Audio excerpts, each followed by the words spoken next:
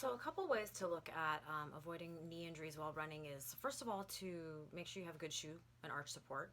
So a good running shoe that has either a pretty solid arch, or you can even add an insert into a lot of running shoes because they don't always come stock with a solid arch at all. So you could get something at a running shoe store, such as Superfeet, which is a over-the-counter orthotic which you can put in that will give you good foot support, which will then carry up the chain and support your knees. Another thing is just being aware of the surfaces that you're running on.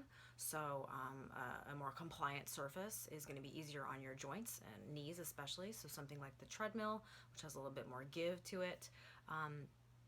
The trails, dirt, track, and then like the blacktop versus just like the cement is going to be, those are all going to be easier than just running on concrete and cement.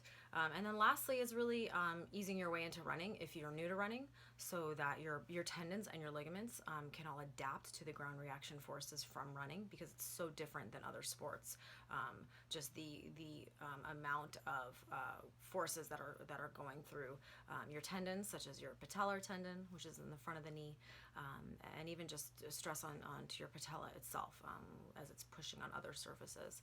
And then lastly is really just strengthening your hip and your pelvic girdle, because that's really your foundation.